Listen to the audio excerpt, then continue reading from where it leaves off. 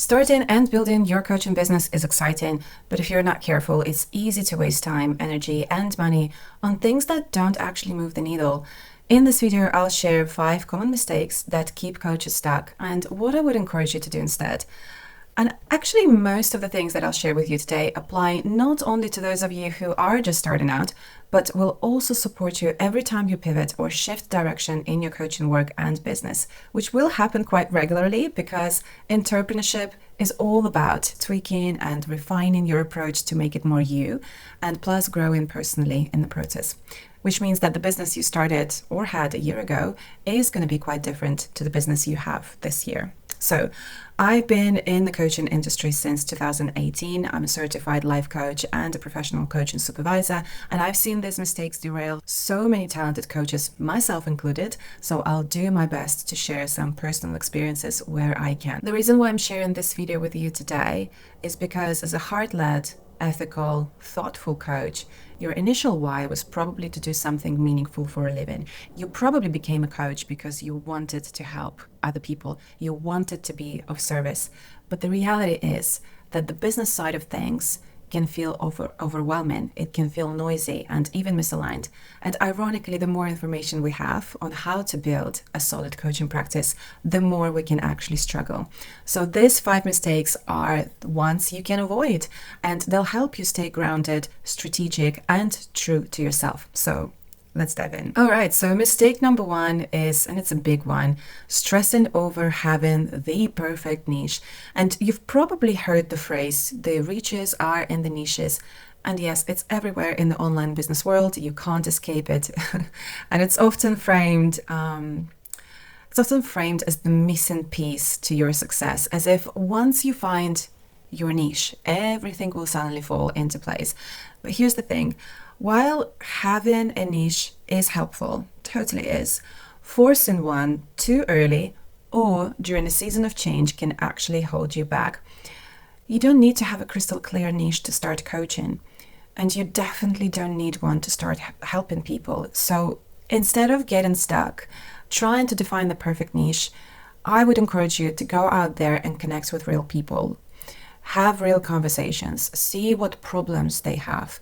Ask questions and listen deeply. I know it sounds very simple, and we tend to underrate the simplicity, but this will help you see where you naturally feel the pull to support someone, what speaks to you, what you feel drawn to, because chances are your niche is already within you.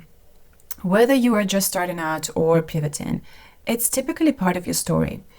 It's something you've lived through or something you deeply care about, and with time, it will take shape. It literally cannot not to. And, the important thing is that just for now, don't let the lack of a perfect niche, if this topic speaks to you, don't let the lack of a perfect niche become the excuse that stops you from showing up. The truth is, you don't need to lead your marketing with a polished niche from day one. You really don't. That is a big ask. The thing is, you're a coach. You already have what you need. You have the presence. You have the curiosity. You have the desire to serve. You have your coaching skills and training. Your job is to start there. To give you a more practical advice in this video, your niche might begin as a challenge to help people through things like burnout, career transition, weight loss, grief, self-doubt. Or it could be a goal you're passionate about. Writing a book, starting a business, feeling confident when dating after divorce, changing career, finding your soul purpose, things like that. It might even be about a specific group of people that you're drawn to serve. ADHD folks, working moms, busy leaders, teenagers, immigrants. For example, early in my coaching career, I unexpectedly niched as a mother wound coach. And that niche didn't come from a strategy or a blueprint. It came quite accidentally as well. It came from my own healing, my own story. And I was just sharing very openly in my content what I'm going through. And people resonated. And this was the topic that I felt so fascinated by. And I was learning and reading and studying anything I could get my hands on this topic. And it showed, and people could feel it. So trust your story, trust what fascinates you. It gives you valuable information about your next step. It might not be the ultimate direction, it might not be the ultimate niche, but it doesn't matter. What matters is that you don't wait and that you let your work evolve through experience, not pressure, okay? All right, mistake number 2, and it's another big one, I must say. It's about waiting until you're certified, like fully certified, until you are confident, until you're fully ready before you start sharing your coaching journey with other people. Meaning, you're not sharing what type of course or training you're starting, what book you're reading, what internal shift you are currently navigating, or even what inspired you to choose coaching as a career. Here's the truth. That kind of readiness you're waiting for, it's often an illusion. Confidence is not a requirement for you to start. It's something that grows through doing, not waiting, you know? And if you're always waiting to feel ready, you'll likely be waiting forever. I know it sounds a bit harsh, but it's the truth. So instead of holding back until everything is perfect, take people on a journey with you. And I know it might feel a little bit vulnerable because we feel sometimes that we need to be complete. But what really works is if you start showing up now, even before the website, even before the qualification is on your wall, even before you feel polished or expert enough. One of the probably most powerful things you can do as a coach is simply share what you're learning right now and let people see the behind the scenes, you know, the messy, the real, the honest, human and professional behind the scenes. Share with people the kind of questions you're sitting with, the tools you are discovering, the growth you're experiencing. This is something that builds connection, and it's exactly what builds trust as well. And it kind of creates that natural sort of bridge between who you are right now and who you are becoming, which is beautifully mirroring the coaching journey where we're helping clients to move from point A to point B. It also gives people time to understand what is it that you're doing, whether it could be helpful in their situation, and then cultivate that decision within to reach out, hopefully, to you about working together. So you don't have to perform as a done deal, is what I'm saying here. You just have to be real. Because as coaches, we're never a done deal. We're never a done deal. This work invites us to keep learning, keep reflecting, keep evolving through CPD, through supervision, and lived experience, because your self-mastery and the challenges you're navigating in your real life is part of your coaching mastery, because it becomes that embodied wisdom that you can then use in your coaching sessions, not to dish out advice, but they can inform a really poignant coaching questions. So instead of aiming for perfection, let people witness your process. It's the documenting, not the posting, that shifts everything. And that's what I'm learning right now, actually, because although I love what I've built over the past 6-ish years, I noticed that a part of me kind of outgrew it. It sounds awful, but I'm just realizing that now I want to do things differently. And when you take the pressure of creating perfect content and simply reflect on what you're learning, what you're curious about, or how your perspective is shifting, you soften that inner critique. And you strengthen that reflective muscle, by the way. And that reflective muscle, oh my God, that reflective muscle is exactly what turns good coaches into masterful ones. And here's the big misconception. Here's what I feel called to share here as well. We think that we need to come out of nowhere with a shiny certificate and a perfect offer, and then people will surely be wowed and throw money at us. But it never works like that, actually, because we don't give people time to build that trust and connection with us. What works is trust. And trust is built through consistency. It's built through honesty. First and foremost, honesty, and through being willing to be seen. So being seen before everything is complete. So don't be your own best kept secret. Let people meet you where you are and grow with you as you evolve. That's where the magic is. All right, mistake number 3, which is selling the wrong thing. So this one is a sneaky one, and it's something that almost every coach does at one point, especially the new ones. So listen up. The problem is that we are selling the coaching instead of speaking to the problem. And here's how this problem usually looks like.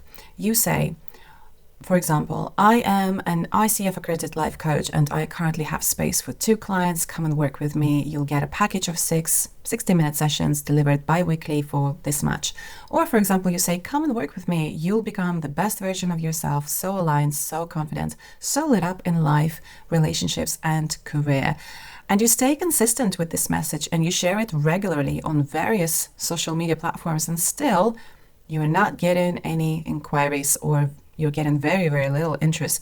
So why is this happening? It's happening because we are offering the solution before helping people feel seen and understood in their problem. That's what coaching actually have in common with selling. In coaching, before we move to figuring out a solution, typically we take time to understand where the issue is coming from. We explore what makes it important and why it matters now to address it. And here's the thing, same with marketing. People rarely come to coaching just for the experience of being coached. They come because they are having a problem that they want to solve. They're stuck, they're tired, they're at a crossroads. Perhaps they want clarity, change, relief, momentum.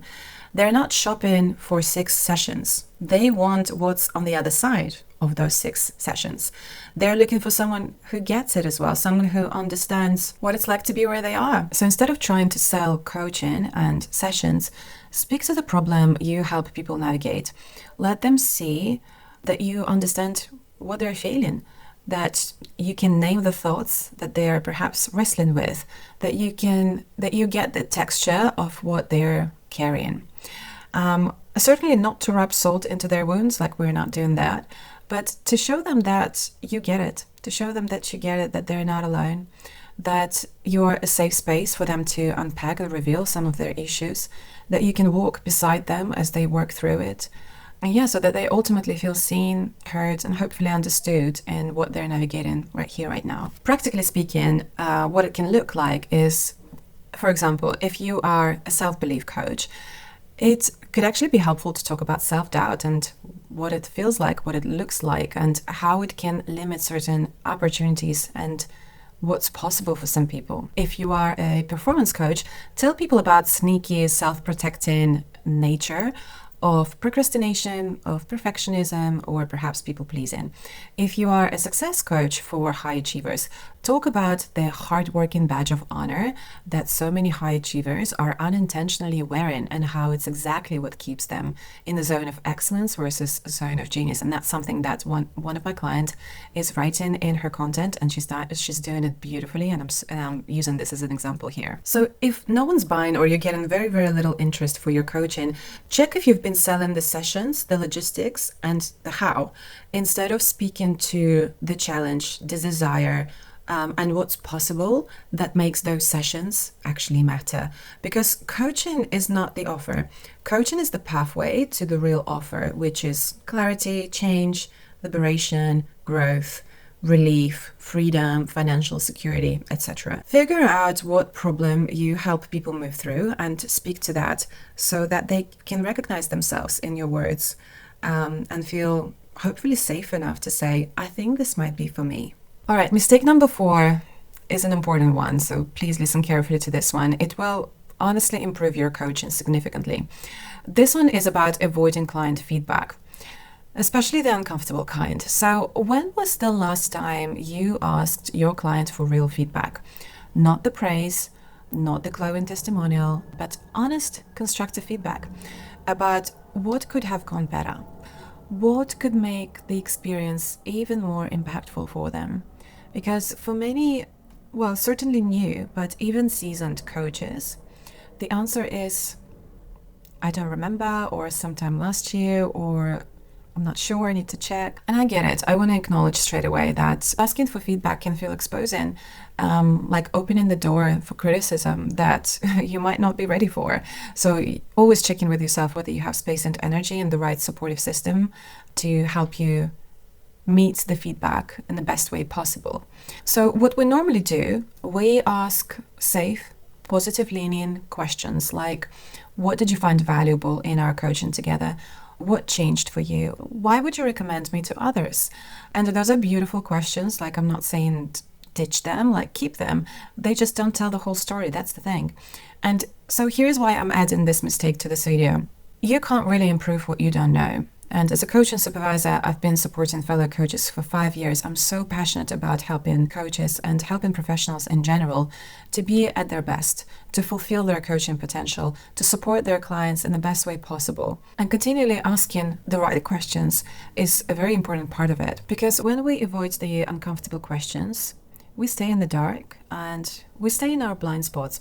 We unknowingly repeat patterns that could be refined if only we had the courage to look. So now here's where support makes all the difference. When you have a space like supervision as a coach, where you're not holding all of that alone, feedback becomes something else entirely. It's no longer personal. It's simply information, and useful information at that. In supervision, I've seen coaches feel empowered to ask their clients things like, what didn't quite land for you in our work together? Or is there anything I could have done differently to support you even more? And here's the beauty. Even when you get an answer that stings a little, you're not alone with it. You have a space to process, you have a space to reflect and evolve. Because growth isn't about being perfect. It's about being willing to learn, you know? So instead of only looking for approval or only looking for praise and testimonials, ask your clients, what could I do better? You might get a brave, truthful answer that gives you the whole picture. And that answer could unlock the next layer of growth as a coach. And remember, just because someone, and that's an important one as well, just because someone gives you feedback doesn't mean that you have to accept it, which is something that we work on in supervision as well. You're still in charge. You get to discern what's helpful and you get to discern what's not. But if you never ask, you might never know what you're capable of improving. This is how we become better coaches, not by doing it perfectly, but by being willing to look and learn and explore how we can deepen our coaching magic. All right, and finally, mistake number 5. And I wonder if there are going to be lots of people here who will be like, oh, this is me, this is so me. Basically, getting stuck in the perfect website trap. The website trap. So this one's easy to fall into, especially when you're just starting out. You tell yourself, and this is inspired by some of the real client cases in my supervision practice. You might be telling yourself, I just need to finish my website and then I'll start promoting my offer. Or you might be saying, once I tweak my logo, update my about page and finalize the colors, then I'll start showing up. And I get it. It does feel like you're working on your business. It feels productive. You're busy, you're creating, you're building your brand. But often, all that behind the scenes work, it actually becomes a very socially acceptable excuse for hiding. Because the truth is, our clients, they don't hire us because of a beautiful color palette or a polished About Me page. They work with us because they have a problem and they believe that we can help them solve it. That's it. So yes, a website, have it if it helps you feel grounded. It's helpful to have a digital home for your work. Just don't use it as a reason to avoid what actually moves the needle in your business. And what actually moves the needle in your business is talking to people, going to real or virtual events, sharing your thoughts online, quite honestly, and making your work visible. I've seen brilliant coaches actually land their first 5 clients using nothing but a Google Doc as a sales page. I actually know a few experienced, seasoned coaches who've been in coaching for, I should say, like 5 or 7 years, and they still make 5-figure launches purely using Google Doc as a sales page. And they almost make it a point that you don't need to overcomplicate things. So yeah, like no logo, no brand shoot, no SEO strategy, just clarity, presence, and service. Because here's the thing, the website you built in your first year, like I said in the beginning of this video, it's probably going to need a total overhaul by year 2. Because you will have coached real humans by then. You will understand your style better, your values, your voice. You will reflect on your coaching work and business and supervision. And during this time, you will evolve, inevitably. So, and your message will too. So don't aim for perfect branding from day one. Aim for real connection. Simplicity is deeply underrated. We really glorify hard work in our culture, but what your business really needs is clarity, not complexity. Whilst we're staying on the topic of business clarity, all you truly need to get started is one platform where people can discover you and get in touch with you. Things like LinkedIn, Instagram, perhaps YouTube. You need a clear call to action in your content. Perhaps a Calendly link would be useful, where people can book a call with you and see your availability, and an offer that you believe in, a service that you believe in. That's it. That's all you need to get started, and that's really simple. I think what's important at this point is just to trust that refinement will come through experience. You don't need to force it from day one. You don't need it to get started. It's not a requirement. So yeah, refinement through experience, not perfection. So there you have it, 5 common mistakes I see new and seasoned coaches make, and some of the suggestions for gentle ways how you can move through them. If any part of this landed for you, whether it brought relief, perspective, or a love and nudge, I'm so glad. Let me know in the comments what felt insightful for you, what resonated. I'd love to hear from you. I'm very new at this, so it's kind of like a bit of a vulnerable journey for me. And some of my final words for this video today is just remember, you don't have to be perfect. You don't need to feel ready. You just need to keep showing up with curiosity and be willing to grow. If you want more guidance on building your coaching practice with depth, care, and integrity, hit subscribe. And if you're craving a supportive space to reflect on your work and evolve your practice, you can find the information about supervision in the description below. Thanks for being here, and I'll see you in my next one. This coffee is so good. Messing with my hair. Alexa, how long does it take to feel confident as a new YouTuber? Good afternoon, Christy. Even knowing how to build confidence, it's likely going to take weeks, months, or even years to feel like you're a capable and valuable entrepreneur. Okay, thank you. Are you also saying please and thank yous to your Alexas and other devices? I always do. I can't help it. I'm a polite person. Oh, stop. Wait. Oh my God. What's that? It's just like so slow. Dude. But here's the thing. A sip of coffee, that is too quick. Stop, let's check.